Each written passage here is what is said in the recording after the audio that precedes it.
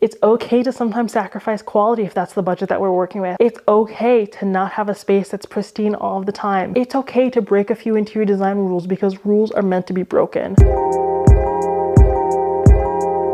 How many times have you thought about designing a space in your home and then you look online and things are just way too expensive, or it just feels totally outlandish to get your home looking like what you see online and you just give up? I truly believe there's a sense of imposter syndrome when it comes to interior design, and I'm going to break down all of the smoke and mirrors and let you know why you and everyone else deserves a beautiful home regardless of your budget without those negative feelings. So let's start with this. What is imposter syndrome? So normally when we think about imposter syndrome, we think about our achievements.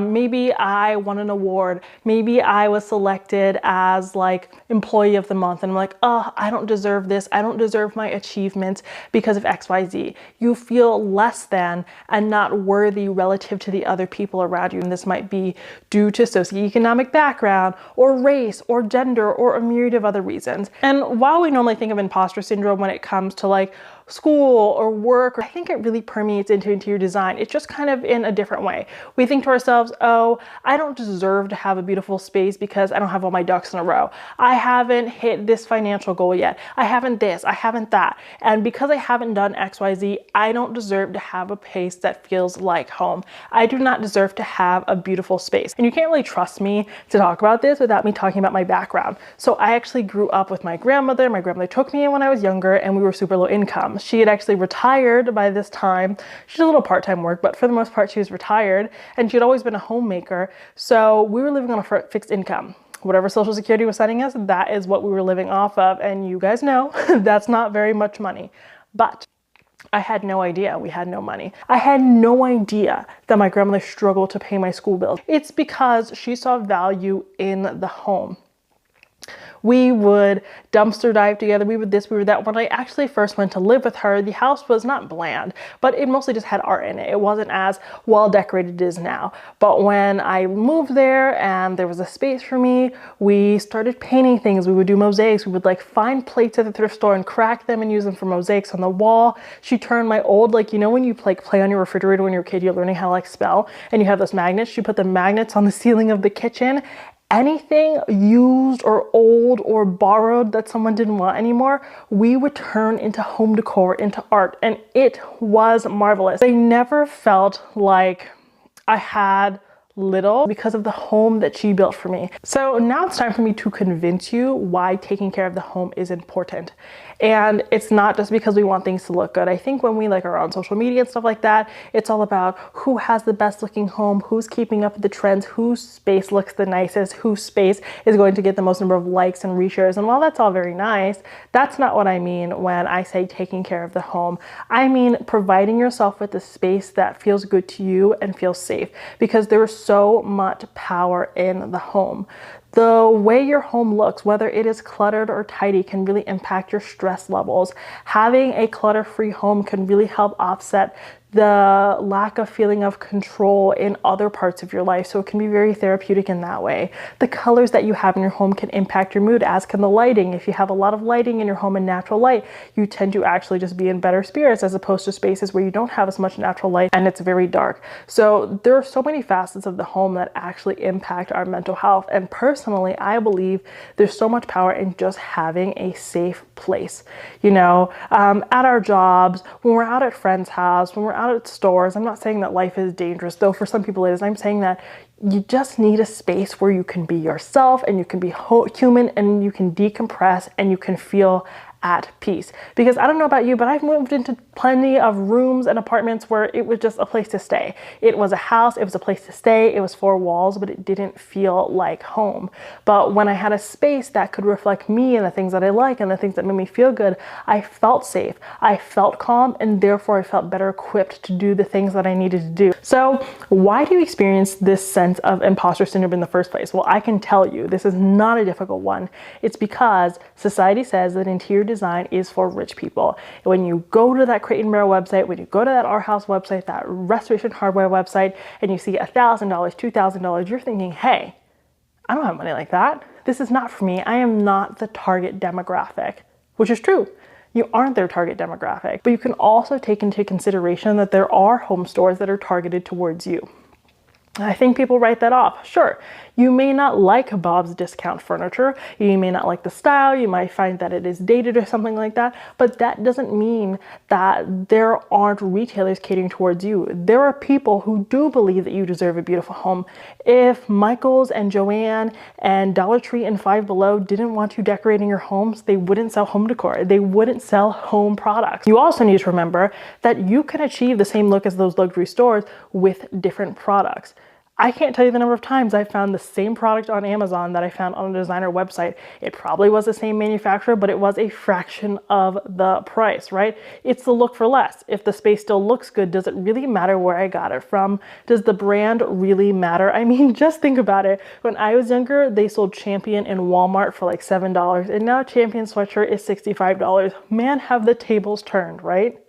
But when I was younger and you would see like that Champion logo, people would make fun of me. The same thing could happen to those furniture retailers, so don't let that hold you back. And something that really trips people up is the term dupe.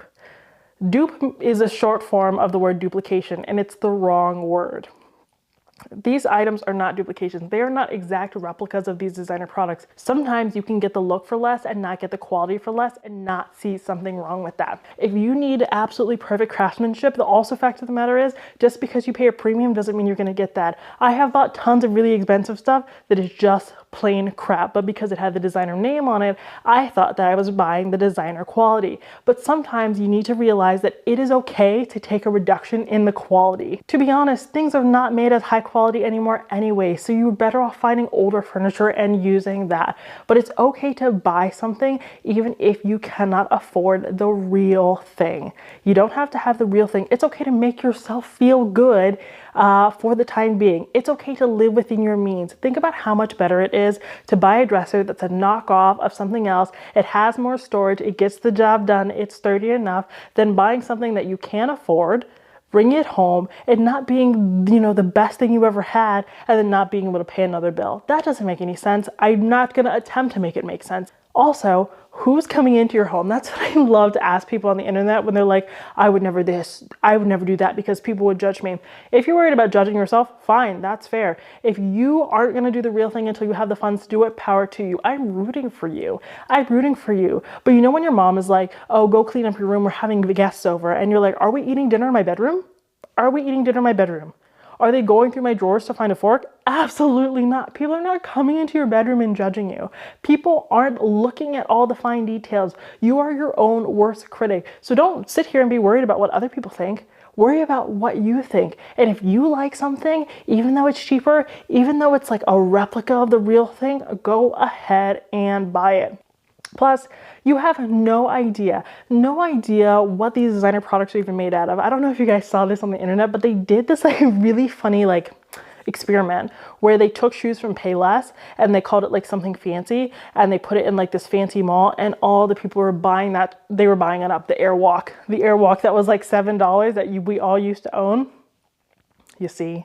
Just because something's expensive and it has a fancy name on it doesn't mean that it's good. If you're waiting until you have $1 million or $1 billion or a couple $1,000s to get the job done, you're going to be uncomfortable in the meantime. And again, we already talked about the importance of home. That's not a way we want to feel. The next reason why people feel like a sense of imposter syndrome when it comes to decorating the home is due to the fact that they're like, I can't maintain it 24/7. Let me know, what thing can you do 24/7 besides breathe? That's it. That's the only thing that you can do 24/7. And at some point we stop doing that too. You are human. You can't do anything at 100% of the time. It is impossible. There's going to be a day where you don't feel like dusting, or you don't feel like vacuuming, and you don't feel like making your bed, and there's nothing wrong with that. That doesn't mean that you shouldn't have a place that you enjoy, and quite frankly, if you have a place that you enjoy, you're more likely to maintain it. So I like to use the 75% rule. If you can maintain a space 75% of the time with ease, it is worth it. So ask yourself, can I live with this? Can I maintain this? So when you're looking at your inspiration, make sure you're pulling from that. A really good example, I love marble. I love the look of marble. I knew that I couldn't maintain it. I know to this day I couldn't maintain it because I'm not cleaning that mess up. I don't want to. I don't want to have to be careful in my own home, so I'm not going to buy it. But that didn't mean I wasn't going to design the entire bathroom just because I couldn't have one thing, right? People let one thing snowball into a huge reason as to why they can't take action. The next reason why you probably feel imposter syndrome when it comes to interior design is because stores are designed to sell to you. The restoration hardware showroom is not meant for you to live in. Nobody lives in there. Not one person lives in that showroom. Trust and believe it. They're maintaining that space all of the time. I asked a sales associate once, I said, how do you keep those chandeliers so clean? She said, well, I get up on a ladder and all of us get together and pull down those crystals one by one and polish them every week or so. Are you going to do that in your own home? Absolutely not. How often do you think that they refluff those cushions? Every hour? Every hour on those sofas? How often do you think they vacuum? Every single day. How often do you think they mist that moss so that it looks bright green? Every single day. There is a whole team of people dedicated to making these showrooms look good. And that's their job. That's what they're getting paid to do. And no one lives there. So no one's making a normal amount of mess, a normal amount of dust or anything. And it still requires a huge team of people. So why are you holding yourself to that standard? If you really want to know what those stores would look like, go at the end of the day. Go at the very end of the day, right before they're about to close and they're not like zhuzhing everything up again. It doesn't look quite as good. It doesn't look realistic. Go to an outlet. Go to an outlet and look at those same furniture pieces. You can see the wear and tear on them, and the wear and tear is severe, right? And those people aren't living there. They're not eating there. They're not wrestling there. They're not arguing there. They're not having kids there. They're not hosting there. The furniture is just sitting there. So that's what you're comparing yourself to. You're comparing yourself to something that isn't real. All they're trying to do is to sell you on something. All of those spaces are also devoid of personal effects. They are devoid of the items that they don't sell. So if they don't sell certain types of lighting or certain rugs or something like that, you're like, oh, I shouldn't have this in my space because the store doesn't have it. They frankly just do not sell it, right? So they're not going to put something in from another store because what if you want to buy that, right? That makes them look bad. So they're omitting things and they're adding things as part of their agenda. So if that's the only frame of reference you have, of course you would feel like an imposter. Of course you would feel like you're not worthy because you're never going to be able to measure up, because you'd have to be a super person to keep up with that. And you notice a lot of these stores can't even keep up with it, even with their teams of like 20 or 30 people. So what now? You understand why you have the imposter syndrome when it comes to interior design, but how do we fix it? Because sure, Kiva said all these things, but I'm still feeling insecure.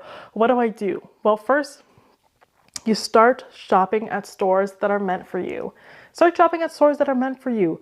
Use Amazon Lens, use reverse image search, look for things within your budget. If you continue to overwhelm your stuff with things outside of your budget, it's just going to push you away. I'm telling you, when I start shopping for myself, and I can't afford things, or it's not within like my scope of knowledge, if it like comes to a DIY, I just ignore it altogether. I can't handle that. I can't handle that feeling of inadequacy. And I'm not inadequate, right? That's just not where I am right now. There's nothing wrong with that. So then I just bring it back. I'm like, okay, these are my skills. This is what I can do. This is my budget. Here's what I can do. And I'm going to do the very best thing that I can do within my budget, as opposed to being like, this is going to suck because I'm going to spend all of my last dollar on one thing trying to like, you know, keep up with the Joneses when I really don't even know what's going on with the Joneses. They're not thinking about me. They're in a whole other echelon, and it's not even an echelon that I necessarily want to be a part of. There's always someone who's doing better than you. There's always someone who has more than you. And if you're going to let that hold you back, you're never going to be successful, right? So don't think about that when it comes to interior design. Next thing I'd probably say to start doing,